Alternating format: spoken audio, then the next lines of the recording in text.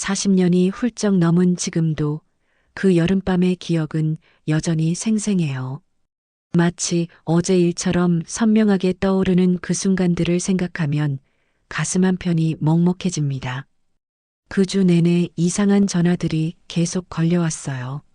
낯선 목소리의 남자가 보증인 확인이라며 은행 이름을 들이대곤 했습니다. 저는 그런 일에 전혀 관련이 없다고 잘라 말했는데 상대방은 계속 확인해 보라며 끈질기게 물고 늘어졌어요. 단순한 착오겠거니 했지만 이제 와서 생각해 보니 그것이 시작이었던 것 같아요. 시청 전 구독과 좋아요 부탁드립니다. 그때가 1987년 여름이었죠. 부산의 8월은 정말 견디기 힘들 정도로 무더웠어요. 낮에는 아스팔트가 녹아내릴 것 같았고 밤이 되어도 열기가 쉽게 가시지 않았습니다.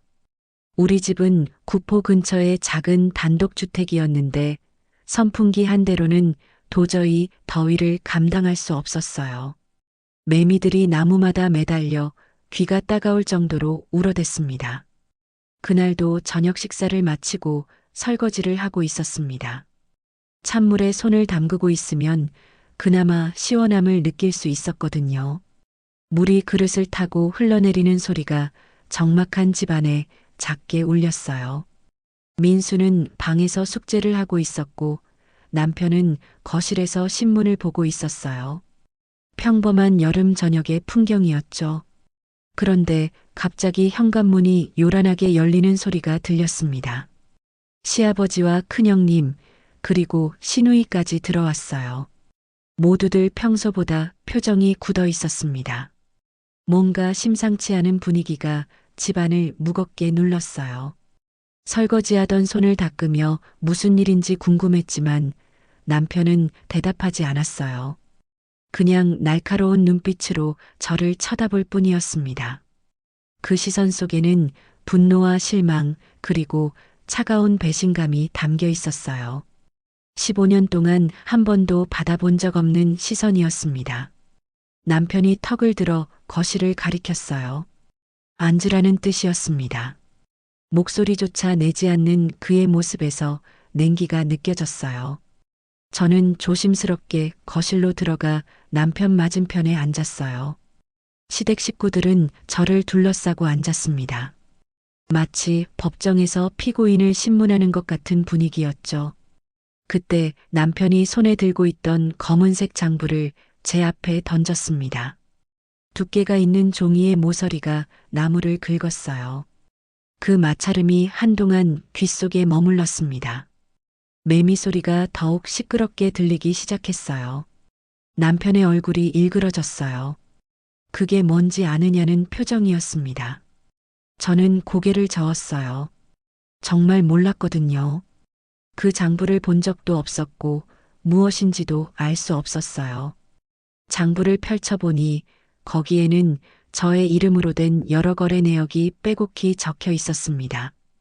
친정 어머니께 1,000만 원, 친정 오빠에게 800만 원, 사촌 형에게 500만 원. 이런 식으로 엄청난 액수의 돈이 빌려줬다고 기록되어 있었어요. 더 충격적인 것은 우리 집을 담보로 해서 몇 천만 원을 대출받았다는 내용이었습니다. 그런 일은 정말로 단 한 번도 없었어요. 저는 그런 큰 돈을 만져본 적도 없었거든요. 손가락 끝으로 장부를 만져봤어요. 회계 속도가 제 습관과 같았습니다. 급하게 꺾는 시옷의 방향까지 똑같았어요. 도장도 분명히 제 도장이었고 종이의 질감도 오래된 것처럼 거칠었습니다. 누군가가 이렇게 정교하게 조작한 증거를 보니 손끝이 저려왔어요. 목이 울컥해 올라오는 걸 참으며 이건 사실이 아니라고 저는 이런 일을 한 적이 없다고 말했습니다. 하지만 말이 제대로 나오지 않았어요. 시아버지가 벌떡 일어나며 주먹을 테이블에 내리쳤어요. 아직도 거짓말을 하느냐며 이 모든 증거가 여기 다 있다고 소리쳤습니다. 평소 온화하셨던 분이 이렇게 화를 내시는 것을 처음 봤어요. 열기가 가득한 집안이 더욱 답답하게 느껴졌습니다. 누군가가 의도적으로 저를 모함하고 있었습니다. 하지만 그 장부는 너무나 정교하게 만들어져 있었어요. 제 이름, 제 도장, 심지어 제 필체까지 모든 것이 진짜처럼 보였습니다. 큰형님이 자리에서 벌떡 일어났어요. 얼굴이 붉게 달아올라 있었습니다. 당신들 가족을 위해서 이 집안이 얼마나 희생했는데 이런 식으로 배신하느냐는 뜻의 눈빛이었어요. 평소 과묵하셨던 분이 이렇게 격한 모습을 보이는 것도 처음이었습니다. 저는 두 손을 모으고 싶었어요. 이 모든 것이 오해라고, 정말 억울하다고 말하고 싶었습니다. 하지만 그들의 확신에 찬 모습을 보니 아무리 말해도 소용없을 것 같았어요. 가슴이 답답해서 숨이 제대로 쉬어지지 않았습니다. 그때 민수가 방문을 살짝 열고 상황을 지켜보고 있는 것을 봤어요. 아이의 눈에는 걱정과 두려움이 가득했습니다. 중학교 2학년밖에 안 된 아이가 이런 상황을 이해할 리 없었겠지만 뭔가 심각한 일이 벌어지고 있다는 것은 알 수 있었을 거예요. 매미 소리가 더욱 요란하게 들렸어요. 제가 민수에게 방으로 들어가라는 손짓을 했지만 아이는 쉽게 움직이지 못했어요. 어머니가 공경에 처한 상황을 두고 볼 수 없었던 거겠죠. 남편이 벌떡 일어나며 현관문을 향해 걸어갔어요. 가정을 팔아먹은 여자라는 표정으로 저를 노려봤습니다. 그 시선이 저의 가슴을 칼로 찌르는 것 같았어요. 15년 동안 한결같이 가정을 지키려 노력했던 저에게 그런 눈빛을 보낸다는 게 믿어지지 않았습니다. 남편이 현관문을 활짝 열었어요. 지금 당장 이 집에서 나가라는 몸짓이었습니다. 8월의 뜨거운 공기가 거실로 밀려들었어요. 바깥의 매미 소리가 더욱 시끄럽게 들렸습니다. 저는 멍하니 앉아 있었습니다. 이런 일이 정말 제게 일어나고 있는 건지 믿을 수 없었거든요. 마치 악몽을 꾸는 것 같았어요. 민수가 작은 목소리로 무언가 물었어요. 어머니가 정말 나가야 하는지 그런 의미였을 거예요. 아이의 목소리에는 울음이 섞여 있었어요. 저는 민수에게 여기 있으라고, 아빠와 함께 살아야 한다고 간신히 말했습니다. 아무리 억울해도 아이만은 지켜야 했어요. 그때 제 손에는 민수의 중학교 등록금 영수증이 있었습니다. 그날 오후에 학교에 다녀오면서 가방에서 꺼내놓은 것이었어요. 겨우 10만 원이 조금 넘는 액수였지만 그것을 마련하기 위해서도 여러 달 동안 용돈을 아껴 모았던 기억이 났습니다. 그 조그만 종이 쪽지가 제 손에 남은 전부였어요.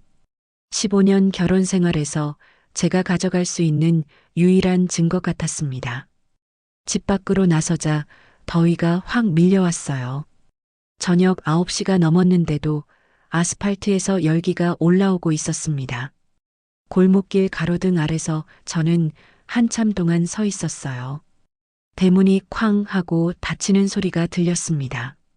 그 소리와 함께 제 결혼 생활도 끝나는 것 같았어요. 15년 동안 쌓아온 모든 것들이 한순간에 무너져 내렸습니다. 매미들은 여전히 울어댔어요. 눈물이 계속 흘러나왔어요. 가슴이 조여와서 제대로 숨을 쉴 수 없었습니다. 손끝이 차갑게 식어갔어요. 그때 옆집에서 아주머니가 나오셨어요. 김아주머니였는데 평소에도 인사를 나누던 분이었습니다. 연세가 60 정도 되셨을까요? 항상 단정한 한복 차림에 온화한 미소를 지니신 분이었어요. 김아주머니가 이게 무슨 일이냐며 왜 이렇게 늦은 시간에 밖에 서 있느냐고 물으셨어요. 그분의 목소리는 따뜻했습니다. 제가 울고 있는 모습을 보시더니 집 안으로 들어가셨다가 밑반찬을 담은 작은 봉지를 가져오셨어요. 일단 이것부터 먹으라며 밥은 먹었는지 물어보셨습니다. 김치와 멸치볶음, 시금치나물이 들어 있었어요. 평소에 늘 먹던 흔한 반찬들이었지만 그때만큼은 그 어떤 음식보다 소중하게 느껴졌습니다. 저는 말을 시작하려 했는데 목이 메어서 제대로 나오지 않았어요. 아주머니는 제 어깨를 가만히 두드려 주셨습니다. 자세한 얘기는 나중에 해도 된다고, 지금은 너무 힘들겠지만 억울해도 꿋꿋하게 살아야 한다고 말씀하셨어요. 아주머니의 말씀이 계속 이어졌어요. 세상에는 억울한 일들이 참 많다고 하지만 포기하면 안 된다고 하시면서 언젠가는 진실이 드러나게 마련이라고 말씀해 주셨습니다. 그 말이 제 가슴 깊숙이 박혔어요. 어둠 속에서 한 줄기 빛을 본 것 같았습니다. 그리고 민수 생각을 하라며 그 아이가 엄마를 얼마나 필요로 하겠냐고 말씀하셨어요. 아주머니 말씀이 맞았어요. 아무리 힘들어도 포기할 수 없었습니다. 민수를 위해서라도 살아가야 했어요. 그날 밤 저는 동네 여인숙에서 잠을 잤습니다. 좁은 방에 누워서 천장을 바라보며 생각했어요. 과연 누가 저를 이렇게 모함했을까? 왜 이런 일이 제게 일어난 걸까? 하지만 아무리 생각해봐도 답은 나오지 않았어요. 대신 김아주머니의 말씀이 계속 머릿속을 맴돌았습니다. 언젠가는 진실이 드러나게 마련이라는 그 말씀이 제게는 평생 잊지 못할 등불이 되었어요. 캄캄한 터널 같은 세월을 견디게 해준 유일한 희망의 빛이었습니다. 창밖으로는 여전히 매미 소리가 들려왔어요. 그 소리를 들으며 저는 다짐했습니다. 언젠가는 이 모든 억울함을 풀고 다시 민수와 함께 살 수 있는 날이 올 거라고. 그것이 제 인생에서 가장 길고 뜨거웠던 여름밤이었습니다. 시간은 참 신기한 것 같아요. 그렇게 절망적이었던 시간들도 지나고 보니 어느새 5년이란 세월이 흘렀습니다. 1992년 봄, 저는 전남 해남의 작은 어촌 마을에 자리를 잡고 있었어요. 처음 이곳에 왔을 때의 기억이 아직도 생생해요. 부산에서 밤차를 타고 내려와 새벽녘에 해남 읍내에 도착했을 때 온 세상이 조용했습니다. 도시의 소음에 익숙했던 저에게는 낯선 정적이었죠. 새벽 바다에서 올라오는 바람에는 미역과 소금 냄새가 배어 있었어요. 읍내에서 다시 시골버스를 갈아타고 한참을 달려 도착한 곳이 바로 이 마을이었어요. 바닷가에서 걸어서 10분 거리에 있는 작은 마을이었습니다. 집들은 대부분 슬레이트 지붕의 시멘트 담장이었고 골목길마다 개나리와 철쭉이 피어 있었어요. 마을 사람들은 처음에 저를 경계했습니다. 당연한 일이었죠. 갑자기 나타난 중년 여인이 혼자 살겠다고 하니 의심스러웠을 거예요. 하지만 저는 조급하지 않았어요. 시간이 지나면 이해해 줄 거라고 믿었습니다. 마을 끝자락에 있는 작은 단칸방을 월세로 얻었어요. 방 한 칸에 부엌이 딸린 소박한 집이었지만 창문을 열면 멀리 바다가 보였습니다. 아침마다 갈매기 소리에 잠을 깨는 것이 새로웠어요. 생계를 위해 여러 일을 해봤습니다. 김양식장에서 김을 따고 농번기에는 모내기도 도왔어요. 손이 거칠어지고 허리가 아팠지만 하루하루 일하며 번 돈으로 살아갈 수 있다는 것에 감사했습니다. 그러다가 우연히 알게 된 것이 마을 경로당이었어요. 낡은 건물이었지만 어르신들이 모여서 화투도 치고 이런저런 이야기를 나누는 곳이었습니다. 그런데 점심때가 되면 어르신들이 하나둘씩 집으로 돌아가시는 거예요. 제가 어르신들께 점심은 안 드시냐고 물어보니 대답이 가슴 아팠습니다. 자식들은 모두 도시로 나가고 혼자 사는 어르신들은 제대로 된 식사를 하기 어려우시다는 거였어요. 그때부터 저는 경로당에서 밥을 짓기 시작했습니다. 처음에는 그냥 도와드리는 마음이었어요. 하지만 점차 함께 드시는 것이 일상이 되었고 나중에는 서로 의지하는 관계가 되었습니다. 처음에는 쌀을 사는 것도 부담이었어요. 하지만 마을 이장님께서 도와주시고 몇몇 집에서 쌀이며 반찬거리를 조금씩 보내주셨습니다. 매일 아침 6시면 경로당으로 갔어요. 큰 가마솥에 밥을 짓고 된장국을 끓이고 김치와 나물을 준비했습니다. 손은 바빴지만 마음은 편했어요. 누군가에게 필요한 사람이 된다는 느낌이 좋았거든요. 어르신들이 여기 음식이 이렇게 맛있을 수가 없다며 좋아하시고 덕분에 매일 따뜻한 밥 먹고 산다고 말씀하실 때마다 제 가슴이 뿌듯했어요. 특별한 요리는 아니었습니다. 그냥 집에서 해먹는 평범한 음식들이었죠. 하지만 어르신들은 정말 맛있게 드셨어요. 어르신들과 이야기를 나누는 것도 즐거웠습니다. 젊은 시절 이야기, 자식들 걱정, 세상 돌아가는 이야기까지 하루 종일 들어도 지루하지 않았어요. 그런 평범한 일상이 2년 정도 지났을 때 민수가 찾아왔습니다. 20살이 된 아들의 모습을 보니 가슴이 뭉클했어요. 어느새 어른이 되어 있었거든요. 민수는 보고 싶었다며 저에게 안겼어요. 5년 동안 떨어져 있었지만 여전히 저의 소중한 아들이었습니다. 민수는 부산에서 조선소에 다니며 용접 일을 배우고 있었어요. 일이 힘들다고 했지만 묵묵히 견디고 있었습니다. 아버지와는 별로 대화를 하지 않는다고 했어요. 그 말을 들으니 마음이 아팠습니다. 제가 여기서 같이 살까 하고 물어봤지만 민수는 고개를 저었어요. 엄마는 여기서 좋은 일 하고 계시니까 자신은 부산에서 기술을 배워야 한다고 했습니다. 기특한 아이였어요. 이제 스스로 판단하고 결정할 줄 아는 어른이 되어 있었습니다. 그런데 그 무렵부터 민수에게 조금씩 이상한 증상들이 나타나기 시작했어요. 봄엔 마른 기침이 길어졌고 여름엔 기억나지 않는 멍이 퍼졌습니다. 가을이 오자 작은 상처도 제때 멎지 않았어요. 처음에는 계절 탓이나 일이 힘들어서겠거니 했는데 이제 와서 생각해보니 모두 심각한 신호였던 것 같아요. 그런 일상이 계속되던 어느 날 뜻밖의 일이 일어났습니다. 지역 신문 기자가 마을에 온 거예요. 젊은 여자 기자였는데 경로당에서 혼자 봉사하시는 분이 계시다는 소문을 들었다며 찾아왔어요. 어깨에 필름 카메라를 메고 있었습니다. 저는 별거 아니라며 그냥 어르신들과 함께 밥 먹는 것뿐이라고 겸손하게 말했지만 기자는 관심을 보였어요. 요즘 농촌에 이런 일이 쉽지 않다며 정말 대단하다고 했습니다. 기자가 사진 촬영해도 되겠냐고 물어보자 저는 사진은 좀 그렇다고 했어요. 그러자 기자는 얼굴이 나오지 않게 찍을 수도 있고 아니면 동의서를 써드리겠다고 했어요. 90년대 초라 그런지 기자도 신중한 모습이었어요. 기자는 며칠 동안 마을에 머물면서 취재를 했어요. 제가 밥 짓는 모습도 찍고 어르신들과 함께 식사하는 장면도 촬영했습니다. 마침 그때 민수가 내려와 있었어요. 주말이었거든요.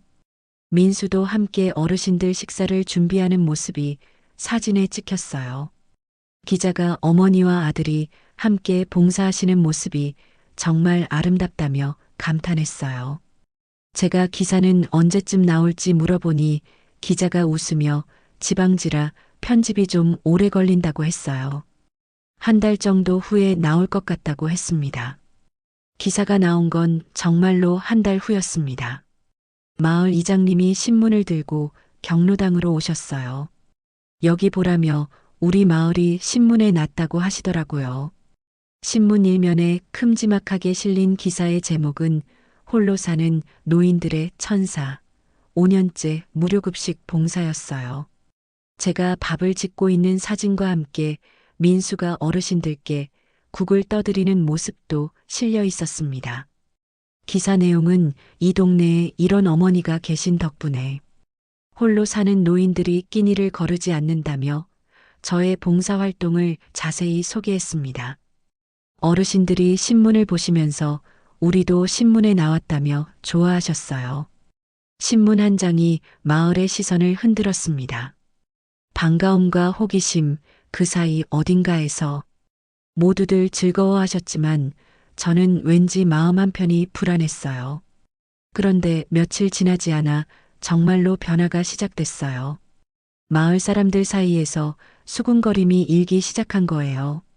처음에는 우물가에서였어요. 제가 빨래를 하러 갔는데 몇몇 아주머니들이 모여서 이야기를 하고 계시더라고요. 신문 사진 속 아들이 어디선가 본 것 같다는 정도였어요.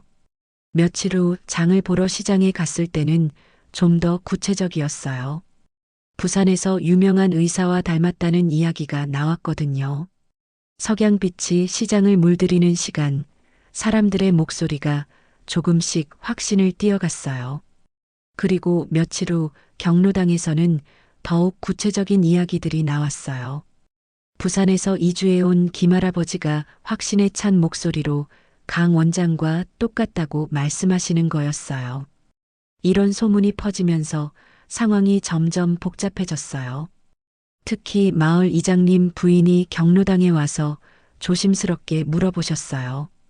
요즘 마을에 소문이 좀 안 좋게 돈다면서 혹시 예전에 무슨 일이 있었던 건 아니냐고 하시더라고요.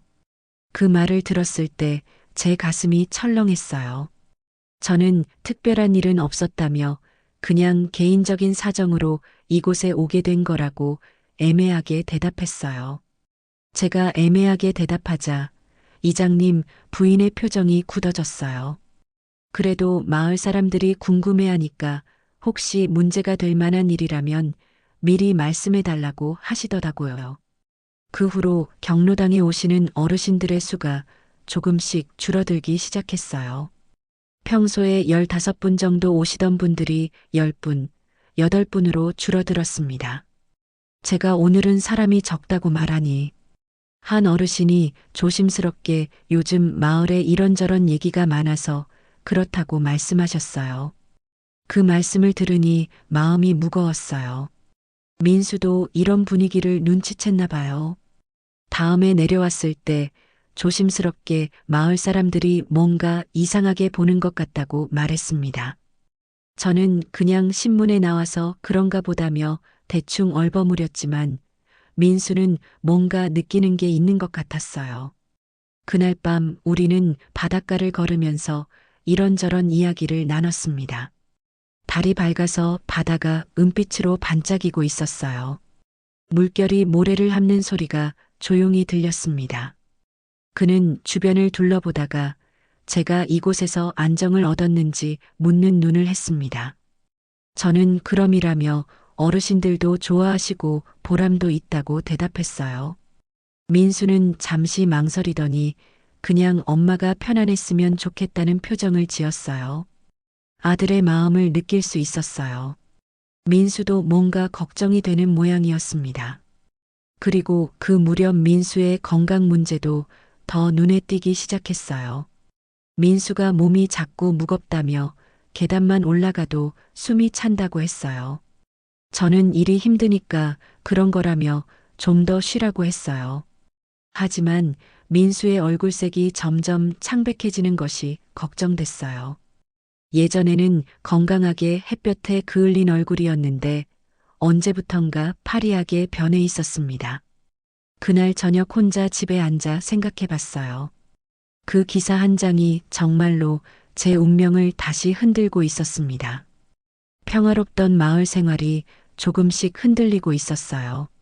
하지만 포기할 수는 없었습니다. 아직도 저를 믿고 따라주시는 어르신들이 계셨고 경로당에서의 일이 제게는 생의 의미였거든요. 무엇보다 민수 걱정이 컸어요. 아들의 건강이 예전 같지 않다는 것을 점점 확실하게 느끼고 있었습니다. 내일은 또 어떤 일이 일어날까? 그런 생각을 하면서도 저는 아침이 되면 어김없이 경로당으로 가서 밥을 지을 준비를 했어요. 바닷바람이 창문으로 들어와 커튼을 흔들었습니다. 그 바람에는 여전히 미역과 소금 냄새가 배어 있었어요. 그 냄새를 맡으며 저는 다시 한번 다짐했어요. 무슨 일이 일어나더라도 당당하게 살아가겠다고. 김아주머니께서 말씀하셨듯이 언젠가는 진실이 드러나게 마련이라고 믿으면서 말이에요. 그렇게 저의 새로운 시련이 또다시 시작되고 있었습니다. 하지만 이번에는 민수의 건강이라는 더 큰 걱정이 함께였어요. 그 무렵 부산에서는 큰 변화가 일어나고 있었습니다. 제가 해남의 작은 마을에서 경로당 봉사에 전념하고 있던 바로 그때 전 남편은 부산 시내에서 가장 큰 종합병원 중 하나인 부산항병원의 병원장으로 승진했어요. 소식은 민수를 통해 들었습니다. 한 달에 한 번 해남에 내려올 때마다 민수가 전해주는 부산 소식 중 하나였죠. 민수가 조심스럽게 아버지가 병원장이 되었다고 말했을 때 저는 그냥 고개만 끄덕였어요. 그래, 잘 됐다며 오랫동안 의사 생활을 해왔으니까 당연한 일이라고 생각했습니다. 실제로 그랬어요. 전 남편은 의사로서는 실력 있는 사람이었습니다. 환자들에게도 인기가 많았고 수술 실력도 뛰어났죠. 그런데 병원장 승진은 단순한 승진이 아니었나 봐요. 부산항병원이 올해로 창립 30주년을 맞는다면서 성대한 기념식을 준비하고 있다고 했습니다. 민수가 지역 요직이 한자리에 모인다며 TV 방송도 나온다고 하더라고요. 민수가 말하는 것을 들으니 정말 큰 행사인 것 같았어요. 전 남편에게는 인생의 절정기가 찾아온 것 같았습니다. 저는 그런 이야기를 들으면서도 별다른 감정이 들지 않았어요. 이미 서로 다른 길을 걷고 있는 사람이니까요. 그저 민수가 아버지를 자랑스러워하는 모습을 보며 마음 한편이 복잡할 뿐이었습니다. 하지만 예상치 못한 일이 벌어졌어요. 바로 제가 경로당에서 봉사하는 모습이 지역신문에 실린 직후였습니다. 마을에서 소문이 퍼지기 시작한 지 일주일쯤 지났을 때 그 광주일보 김 기자가 다시 찾아왔어요. 기자는 지난번에 왔던 김 기자라며 인사했습니다. 이번에는 더 준비를 철저히 해온 것 같았어요. 손에는 여러 자료들을 들고 있었습니다. 기자가 추가 취재를 통해 흥미로운 사실을 알게 되었다고 말했어요. 부산에서 온 마을 주민들의 증언을 정리한 것이었습니다. 6분이 모두 같은 증언을 했다는 거였어요. 신문 사진 속 청년이 강 원장의 젊은 시절과 똑같다는 것이었습니다. 제 가슴이 철렁했어요. 기자가 말을 계속했어요. 강 원장이 병원장으로 승진하면서 30주년 기념식을 연다는 소식도 들었다며 공개 행사라고 하더라고 했습니다. 만약 정말 친자 관계라면 이건 큰 사회적 이슈가 될 수 있다는 이야기였어요. 저는 목소리를 높였지만 기자는 물러서지 않았어요. 증언이 너무 구체적이라며 부산에서도 화제가 되고 있다고 했습니다. 기자가 떠난 후 저는 한동안 멍하니 앉아 있었어요. 상황이 점점 복잡해지고 있었습니다. 그 다음 주말 민수가 내려왔을 때 표정이 평소와 많이 달랐어요. 민수가 부산에서 난리라고 했어요. 무슨 일이냐고 물어보니 기자들이 자신을 찾아다니고 있다며 조선소까지 와서 물어본다고 했습니다. 민수의 목소리에 떨림이 있었어요. 강 원장 아들 맞냐고 물어보고 어머니는 어디 계시냐고 묻는다고 했어요. 제 예상이 맞았어요. 결국 부산에서도 이 일이 화제가 되고 있었습니다. 민수가 정말 모르겠다며 사람들이 계속 물어보는데 뭐라고 대답해야 할지 모르겠다고 했어요. 민수의 목소리에서 혼란과 고통이 느껴졌어요. 민수가 왜 사람들은 자기 보고 그 사람을 닮았다고 하는 거냐며 저를 바라보고 물었을 때 저는 대답할 수 없었어요. 이제 더 이상 숨길 수 없다는 생각이 점점 강해졌습니다. 그날 밤 우리는 바닷가를 걸었어요. 평소보다 조용한 분위기였습니다. 민수도 뭔가 눈치를 챈 것 같았어요. 민수가 갑자기 엄마는 자신의 아버지에 대해서 별로 얘기해주지 않았다고 말했어요. 저는 그냥 복잡한 사정이 있었다고 했어요. 언젠가는 얘기해줄 거라고 했습니다. 하지만 그 언젠가가 이렇게 빨리 올 줄은 몰랐어요. 며칠 후 더는 숨길 수 없다고 판단했어요. 민수에게 전화로 엄마가 숨긴 게 있다고 말했어요. 민수가 역시 그랬다며 작은 목소리로 말했어요.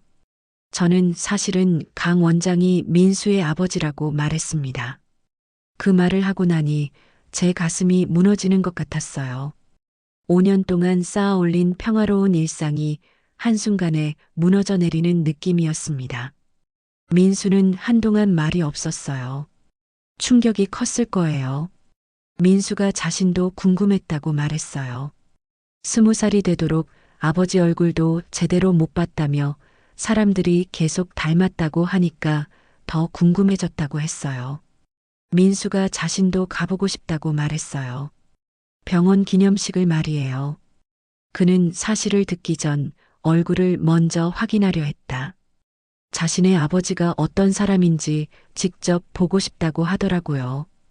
그 말을 들었을 때 제 가슴이 철렁했어요. 하지만 민수의 마음도 이해할 수 있었습니다. 제가 그건 위험하다며 만약 사람들이 알아보면 어떻게 하냐고 했지만 민수는 그래도 가보고 싶다고 했어요. 민수의 목소리에는 간절함이 담겨 있었어요. 그는 기자들의 끈질긴 질문에 대한 답을 찾고 싶어 했고 자신의 정체성에 대한 확신을 얻고 싶어 했습니다. 민수가 기념식은 공개 행사라고 했어요. 누구나 갈 수 있다고 하더라고요. 민수는 직접 눈으로 확인하고 싶다며 정말 자신의 아버지인지 그리고 어떤 사람인지 보고 싶다고 했어요. 저는 끝내 거절하지 못했어요. 아들의 마음을 이해할 수 있었거든요. 민수가 같이 가달라고 했어요. 혼자는 무섭다며 만약 정말 아버지라면 엄마도 함께 봐야 하지 않겠냐고 했어요. 민수의 말에 제 마음이 흔들렸어요. 아들이 혼자 그 어려운 상황을 감당하기에는 너무 어렸습니다. 그리하여 우리는 병원 창립 30주년 기념식 날 부산항병원으로 향하기로 했습니다. 기념식이 열리는 날은 맑은 가을날이었어요. 부산항병원 앞 광장에는 이른 아침부터 사람들이 모여들기 시작했습니다. 해남에서 아침 일찍 출발한 저와 민수는 오전 10시쯤 병원 앞에 도착했어요. 이미 많은 사람들이 와 있었습니다. 민수가 와 정말 많은 사람들이 왔다며 놀라서 말했어요. 정말 성대한 행사였습니다. TV 방송국 카메라들도 여러 대 설치되어 있었어요. 무대 위에는 부산항병원 창립 30주년 기념식이라는 현수막이 걸려 있었고 사회자가 마이크 점검을 하고 있었습니다. 저는 민수에게 우리는 뒤쪽에 서 있자고 말하며 아들의 손을 꼭 잡고 사람들 뒤쪽으로 갔어요. 혹시 누군가 알아볼까봐 걱정되었거든요. 오전 11시 드디어 기념식이 시작됐습니다. 사회자가 축하의 말을 전했고 순서대로 축사가 이어졌어요. 부산 의료계의 발전, 지역사회 기여 등에 대한 내용들이었습니다. 그리고 마지막으로 전 남편이 나타났습니다. 5년 만에 보는 그의 모습은 많이 달라져 있었어요. 머리에 흰머리가 섞여 있었고 얼굴도 좀 더 수척해 보였습니다. 하지만 여전히 당당한 모습이었어요. 민수가 작은 목소리로 저 사람이 아버지냐고 물었어요. 저는 그렇다고 간신히 대답했어요. 가슴이 뛰고 있었습니다. 단상에 선 전 남편은 인사말을 시작했어요. 부산항병원이 창립 30주년을 맞게 된 것을 진심으로 기쁘게 생각한다고 말했습니다. 그의 목소리가 마이크를 통해 광장 전체에 울려 퍼졌어요.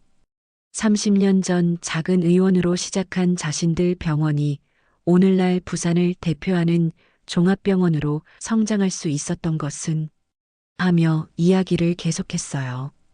유창하고 당당한 말솜씨였습니다. 병원의 발전사 앞으로의 계획, 지역사회에 대한 기여, 모든 것이 완벽해 보였어요. 민수는 아버지를 뚫어져라 바라보고 있었어요. 복잡한 감정이 교차하는 것 같았습니다. 민수가 정말 자신의 아버지가 맞냐고 다시 물었어요. 왜 이렇게 멀게만 느껴지냐고 하자 저도 마음이 아팠어요. 5년 동안 떨어져 있었으니 당연한 일이었겠지만 그때 갑자기 누군가 저를 알아봤어요. 뒤에서 수군거리는 소리가 들렸어요. 해남에서 봉사하는 그 사람이라는 인식이 퍼져나갔습니다. 신문에 나온 그 사람이라는 확신이 번져갔어요. 사람들의 시선이 저희에게 집중되기 시작했어요. 제 심장이 빨라졌습니다. 민수가 불안해하며 사람들이 저희를 보고 있다고 말했어요. 저는 괜찮다며 조용히 있자고 했어요. 하지만 상황은 점점 심각해졌어요. 더 많은 사람들이 저희를 알아보기 시작했고 소음의 물결이 퍼져나갔습니다. 강 원장 아들이라는 추측이 확신으로 바뀌어가는 웅성거림이었어요. 그때 단상에서 연설하던 전 남편의 시선이 우리 쪽으로 향했어요. 그 순간 5년 동안 억눌렸던 모든 감정이 한꺼번에 밀려왔습니다. 분노, 슬픔, 억울함, 그리고 묘한 그리움까지. 제 시야가 좁아지고 심장 박동이 귓속을 가득 채웠어요. 전 남편도 저를 알아본 것 같았어요. 잠시 말이 끊어졌습니다. 마이크를 통해 그의 당황스러운 모습이 광장 전체에 전해졌어요. 사람들이 강 원장이 왜 저러냐며 무슨 일이냐고 웅성거리기 시작했어요. 그 순간 민수가 한 걸음 앞으로 나섰어요. 어디선가 아버지라는 단어가 떠올랐습니다. 이름이 아니라 호명이었어요. 그 말이 주변 사람들에게 전해진 것 같았어요. 사람들의 반응이 급격하게 변했어요. 정말 강 원장 아들이었다는 인식이 파도처럼 번져나갔습니다. 사람들로 가득한 그 자리에서 저는 아들의 손을 더욱 꼭 잡았어요. 이제 정말로 억눌렸던 진실이 세상 앞에 모습을 드러낼 순간이 되었습니다. 단상 위의 강 원장과 광장 아래의 저희. 5년 만의 재회가 이렇게 공개적인 장소에서 수백 명의 사람들이 지켜보는 가운데 이뤄지고 있었어요. 카메라들이 우리 쪽으로 돌아섰고 축하의 박수 대신 속삭임이 몰려왔어요. 그리고 저는 알 수 있었어요. 이제 더 이상 숨길 수도 피할 수도 없다는 것을, 오늘 이 자리에서 모든 것이 결정될 거라는 것을 말이에요. 기념식장에서 돌아온 후 저는 마음이 무거웠어요. 그날의 일들이 계속 머릿속을 맴돌았습니다. 전 남편과 눈이 마주쳤던 그 순간, 그리고 사람들의 수군거림. 모든 것이 이제 곧 터질 것만 같았어요. 하지만 그보다 더 걱정되는 것이 있었습니다. 바로 민수였어요. 사실 몇 달 전부터 민수의 건강이 예전 같지 않았어요. 조선소에서 일을 시작한 이후로 계속 그랬습니다. 봄엔 마른 기침이 길어졌고 여름엔 기억나지 않는 멍이 퍼졌습니다. 가을이 오자 작은 상처도 제때 멎지 않았어요. 이제 와서 생각해보니 모두 심각한 신호였던 것 같아요. 기념식을 다녀온 후 민수는 더욱 기운이 없어 보였어요. 그 충격적인 하루가 아들에게 큰 스트레스를 줬나 봐요. 민수가 해남에 내려왔을 때 요즘 정말 힘들다고 말했어요. 몸이 자꾸 무겁다며 계단만 올라가도 숨이 찬다고 했습니다. 저는 많이 피곤하다며 위로했어요. 최근 일들로 스트레스를 많이 받았을 거라고 여겼거든요. 그런데 정말 큰일이 터진 건 기념식을 다녀온 바로 그 다음 주였습니다. 민수가 주말에 해남에 내려왔는데 평소보다 더 기운이 없어 보였어요. 민수는 소파에 누워서 거의 하루 종일 잠만 잤어요. 밥도 제대로 못 먹겠다며 입맛이 없다고 했습니다. 그래도 아들이 내려왔는데 굶고 있을 수는 없잖아요. 저는 민수가 좋아하던 된장찌개를 끓여서 밥상을 차렸습니다. 민수에게 밥 먹자고 했더니 알겠다고 대답했어요. 민수가 일어나서 식탁에 앉았어요. 하지만 숟가락을 드는 손이 떨리고 있었습니다. 제가 왜 손이 떨리냐고 물어보니 모르겠다며 자꾸 이런다고 하더라고요. 민수가 밥을 한 숟가락 떠서 입에 넣었을 때였습니다. 갑자기 얼굴이 하얗게 질리더니 숟가락을 떨어뜨렸어요. 민수가 엄마 하고 말하려다가 갑자기 피를 토하며 앞으로 쓰러졌습니다. 저는 민수야 하며 비명을 지르며 아들을 부둥켜 안았어요. 민수의 얼굴은 창백했고 입에서는 계속 피가 나오고 있었습니다. 아들은 의식을 잃은 상태였어요. 저는 어떻게 해야 할지 몰라서 당황했습니다. 떨리는 손으로 119에 전화를 걸었어요. 여기 해남군인데 사람이 피를 토하고 쓰러졌다며 빨리 와달라고 했어요. 구급차가 오기까지 15분. 그 시간이 15시간처럼 길게 느껴졌어요. 민수의 손을 잡고 계속 말을 걸었습니다. 하지만 민수는 깨어나지 않았어요. 구급차가 도착해서 민수를 해남군 병원으로 이송했어요. 응급실에서 의사들이 민수를 진찰하는 동안 저는 바깥에서 기다렸습니다. 1시간 후 의사가 나왔어요. 환자의 상태가 심각하다며 혈액 검사 결과를 보니 급성 혈액 질환이 의심된다고 했어요. 혈액과 급성이란 단어가 겹치는 순간 머릿속에서 불이 꺼졌습니다. 백혈구 수치가 비정상적으로 높고 혈소판은 급격히 감소한 상태라며 급성 혈액암 가능성이 높다고 했어요. 정확한 진단을 위해서는 더 정밀한 검사가 필요하고 특수한 치료를 받아야 할 것 같다고 했어요. 제가 여기서 치료할 수 있냐고 물어보니 의사가 고개를 저었어요. 저희 병원에서는 한계가 있다며 부산의 큰 병원으로 옮기는 것이 좋겠다고 했어요. 부산이라는 말을 듣는 순간 제 가슴이 철렁했어요. 하지만 민수를 살리는 것이 우선이었습니다. 의사가 부산항병원이 혈액내과로 유명하다며 거기로 이송해드리겠다고 했어요. 부산항병원. 바로 전 남편이 병원장으로 있는 곳이었어요. 운명의 장난처럼 느껴졌습니다. 민수는 구급차로 부산항병원으로 이송됐어요. 저도 함께 따라갔습니다. 3시간 넘게 달려서 부산에 도착했을 때는 밤 10시가 넘어 있었어요. 부산항병원 응급실은 불과 일주일 전 기념식장에서 본 그 병원이었어요. 하지만 이제는 제 아들의 생명이 달린 곳이 되었습니다. 응급실 의사들이 민수를 진찰했어요. 여러 검사를 거친 후 혈액내과 전문의가 나타났습니다.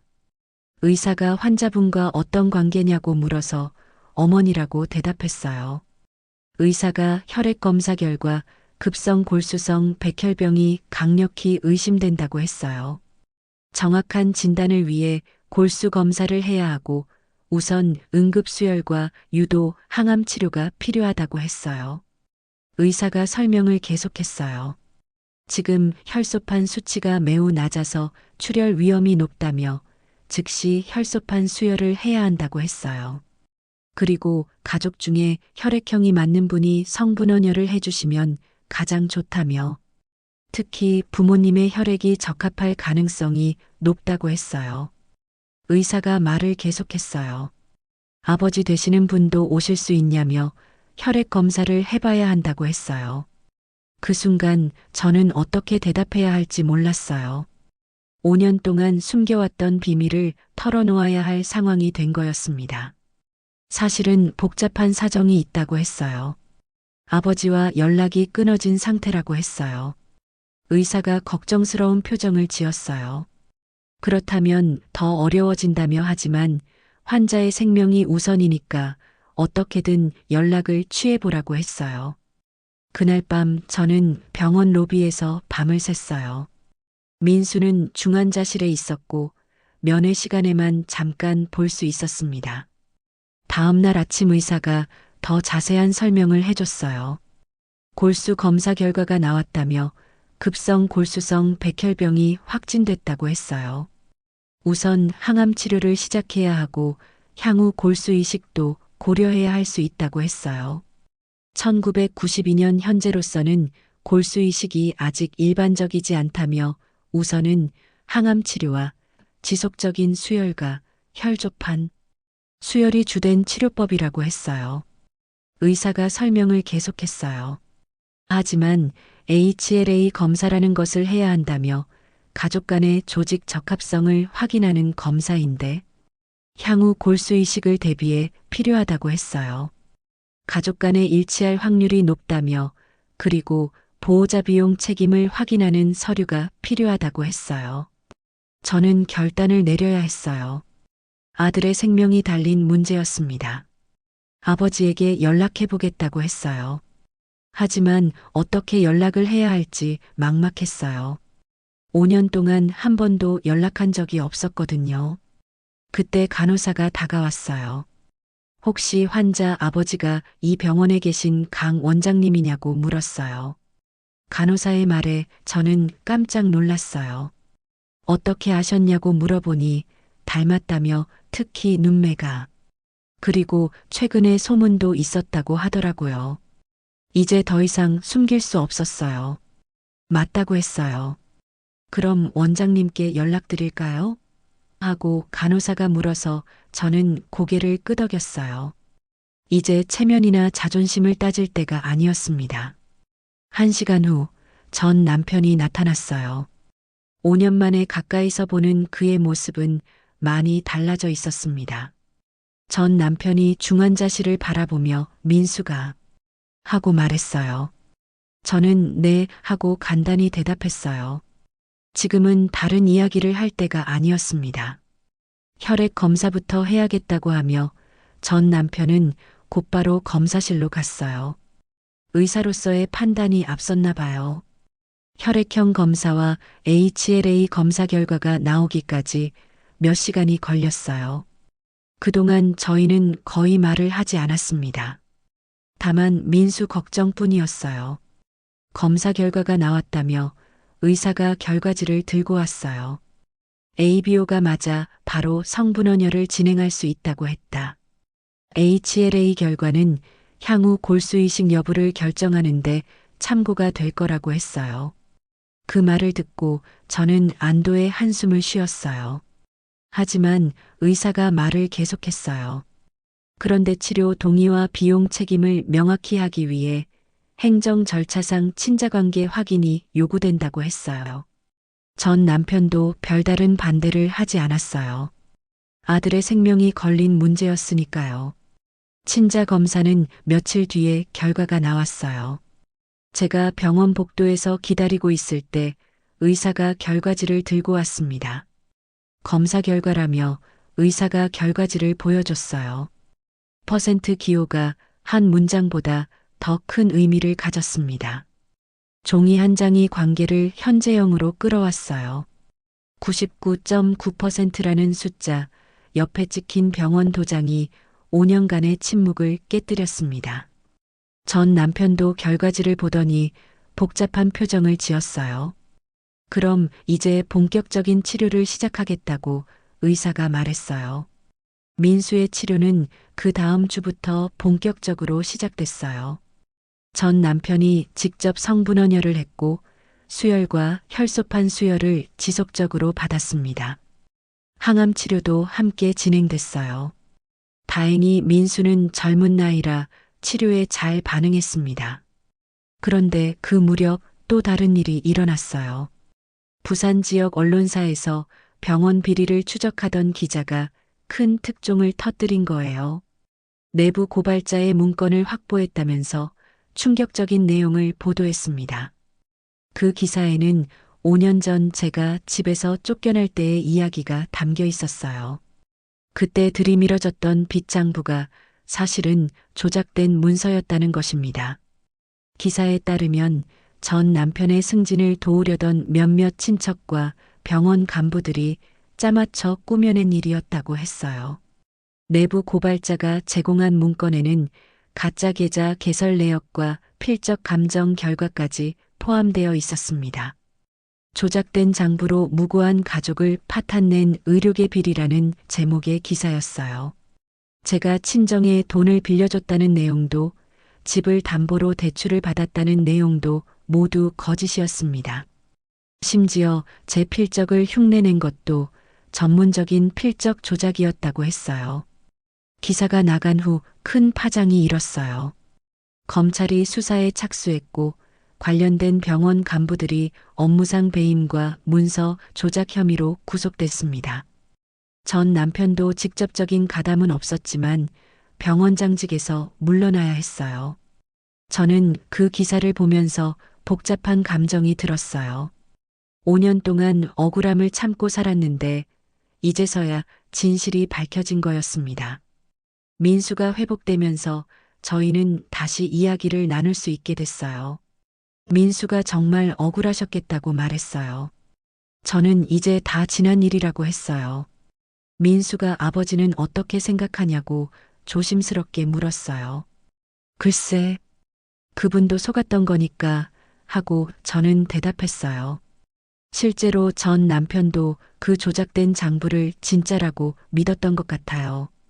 하지만 그래도 너무 쉽게 저를 믿지 않았던 것은 아쉬웠습니다. 하지만 이제는 다 밝혀졌다며 엄마가 정말 억울했다는 것도 하고 민수가 말했어요. 민수의 말에 저는 고개를 끄덕였어요. 첫 항암 뒤 부분 관해가 확인되자 몇 달의 준비 끝에 이식을 택했습니다. 완전 일치는 아니었지만 반일치 이식이 가능하다는 설명이었어요. 국내에서도 몇몇 대형 병원에서 사례가 쌓이던 시기라는 설명이었습니다. 면역 억제를 강화하고 감염 관리만 지켜낸다면 젊음이 우리 편이라고 했습니다.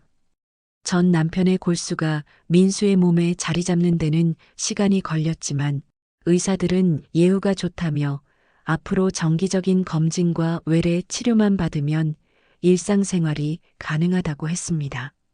민수가 이제 어떻게 할 거냐고 물었을 때 저는 이미 마음을 정하고 있었어요. 해남으로 돌아가자며 어르신들이 기다리고 계신다고 했어요. 정말이냐고 민수가 물어서 거기가 우리 집이라고 했어요. 우리는 다시 해남으로 돌아가서 새로운 시작을 준비했어요. 이번에는 떳떳하게 당당하게 살아갈 수 있을 것 같았습니다. 첫 항암 뒤 부분 관해가 확인되고 몇 달의 준비를 거쳐 골수 이식이 성공한 후 민수가 처음으로 제대로 눈을 떴어요. 그동안 의식은 있었지만 몸이 너무 힘들어서 제대로 말도 못하고 있었거든요. 저는 민수가 깨어나기만을 하루 종일 기다리고 있었어요. 중환자실 밖 의자에 앉아서 면회 시간만 기다렸습니다. 간호사들이 집에 가서 쉬라고 해도 발걸음이 떨어지지 않았어요. 제가 다가가서 괜찮냐고 물었을 때 민수는 천천히 고개를 끄덕였어요. 목소리는 아직 많이 약했지만 의식은 또렷했습니다. 민수가 여기가 어디냐고 물어서 부산항병원이라며 수술 잘 끝났다고 말해줬어요. 민수가 안도의 표정을 지었을 때 병실 문이 조용히 열렸어요. 강 원장. 아니, 전 남편이 들어왔습니다. 그는 평소와 다른 모습이었어요. 의사가운도 입지 않은 채 평범한 옷을 입고 있었고 표정도 어딘가 초라해 보였습니다. 최근 병원 비리 사건이 터지면서 병원장직에서 물러났거든요. 전 남편은 민수 침대 옆으로 다가갔어요. 그리고 놀랍게도 무릎을 꿇었습니다. 그의 몸짓 전체가 사과였어요. 이제야 돌아왔다는 뜻의 고개 숙임이었고 용서를 구하지만 곁에 있게 해달라는 간청이었습니다. 저는 그런 그를 처음 봤습니다. 결혼 15년 동안 한 번도 울음을 보인 적이 없던 사람이었거든요. 민수는 잠시 아버지를 바라보더니 차갑게 그 손을 뿌리쳤어요. 5년 동안의 부재에 대한 분노가 담긴 거부였습니다. 전 남편은 그날 이후 매일 병원에 왔어요. 하지만 민수는 아버지와 말을 하려 하지 않았습니다. 그냥 딴 곳을 보거나 눈을 감아버렸어요. 저도 전 남편과 어떻게 대해야 할지 몰랐어요. 5년 동안 많은 일이 있었고 감정이 복잡했거든요. 어느 날 제가 먼저 말을 꺼냈어요. 당신도 속았던 거라는 걸 안다고. 하지만 그래도 너무 쉽게 나를 의심했다고 했어요. 전 남편은 고개를 숙이며 변명할 수 없다는 표정을 지었어요. 그때 자신이 너무 어리석었다는 뜻의 고개 끄덕임이었습니다. 며칠 후 민수가 조심스럽게 제게 말했어요. 치료받는 동안 계속 생각해 봤다며 아버지의 피가 자신을 살렸다는 사실 때문에 마음이 흔들린다고 했어요. 그 말을 듣고 저도 뭉클했어요. 정말 그랬거든요. 전 남편의 혈액이 민수의 생명을 구했습니다. 며칠 후 전 남편이 평소처럼 병실에 왔을 때 민수가 먼저 말을 걸었어요. 아버지라고 부르며 자신을 살려주신 것에 대해 고맙다고 했습니다. 하지만 조건이 있다고 했어요. 진심으로 엄마에게 사과할 것, 앞으로는 가족을 소중히 여길 것, 그리고 말이 아닌 행동으로 보여줄 것이었습니다. 전 남편이 저에게 무릎을 꿇었어요. 진심 어린 사과의 자세였습니다. 저는 그 모습을 보며 오랜 원망과 미움이 조금씩 녹아내리는 것을 느꼈어요. 민수가 태어난 후 전 남편은 정말로 달라진 모습을 보여줬어요. 그의 언어가 짧아지고 약속이 길어졌습니다. 먼저 병원장직을 완전히 내려놓고 새로운 계획을 세웠습니다. 해남에 작은 의원을 열겠다고 했어요. 지역사회를 위해 일하고 싶다는 의지였습니다. 몇 달 후 정말로 해남에 작은 의원이 문을 열었어요. 해남 가족의원이라는 이름으로요. 전 남편은 매일 성실하게 환자들을 돌봤어요. 예전처럼 거만하지도 않고 친근하게 대했습니다. 마을 사람들의 반응도 좋았어요. 저는 여전히 경로당에서 봉사를 계속했어요. 이제는 전 남편도 주 2회 정기적으로 와서 어르신들 건강 상담을 해드렸습니다. 화요일과 금요일 오후 2시 진료를 마친 후 의원에서 경로당까지의 왕복 동선이 그의 새로운 일상이 되었어요. 그런데 무엇보다 중요한 변화는 마을 사람들의 태도였어요. 어느 날 경로당에 새로운 현판이 걸렸어요. 해남군 모범 봉사자 감사 현판이라고 적혀 있었습니다. 군수가 직접 보내준 공식적인 인정이었어요. 그리고 그날 이장 부인이 경로당에 오셔서 저에게 깊게 고개를 숙이셨어요. 지난번에 의심했던 것에 대한 사과의 절이었습니다. 신문에 진실이 다 나왔으니 이제는 마을에서 더 큰 일을 해달라는 당부도 함께였어요. 마을 소식지에도 정정 보도가 실렸어요. 오해로 인한 사과문이라는 제목으로 저에 대한 잘못된 소문들을 바로잡는 내용이었습니다. 민수도 큰 변화를 겪었어요. 조선소 일은 그만두고 새로운 길을 모색하기 시작했습니다. 아버지 의원에서 행정일을 도와드리겠다고 했고 지역보건 관련 자격증도 따겠다고 했어요. 어르신들을 위한 건강관리 프로그램도 만들어 보고 싶다고 했습니다. 하지만 우리 가족의 재결합은 성급하지 않게 진행됐어요. 전 남편은 해남에 작은 집을 따로 얻어서 살았고 저와 민수는 예전 집에서 계속 살았습니다. 천천히 해보자고 제가 말했을 때 전 남편도 이해한다고 했어요. 급하지 않다며 시간을 두고 천천히 신뢰를 쌓아가면 된다는 생각이었어요. 6개월 정도 지났을 때 전 남편이 경제적 책임도 지기 시작했어요. 민수 치료비와 생활비는 자신이 책임지겠다고 했습니다. 아버지로서의 당연한 책임이라는 입장이었어요. 그리고 의원 수익의 일부를 경로당 운영비로 정기 기부하기 시작했어요. 매월 셋째 주 금요일 봉투에 정성스럽게 넣어서 직접 전달했습니다. 지역사회에 보답하는 마음이었어요. 저녁에는 가끔 함께 식사를 했어요. 세 사람이 함께 밥을 먹으며 이런저런 이야기를 나누는 시간이 좋았습니다. 저녁에 김이 식탁 위로 천천히 올라왔습니다. 그 김이 퍼지는 속도로 우리의 생활도 가까워졌어요. 민수가 이제 정말 가족 같다고 말했을 때 저도 전 남편도 미소를 지었어요. 아직 갈 길이 멀다고 제가 말하자 전 남편이 고개를 끄덕였어요. 하지만 이렇게 시작하는 것만으로도 감사하다는 마음이었습니다. 1년 후 우리는 조금 더 가까워졌어요.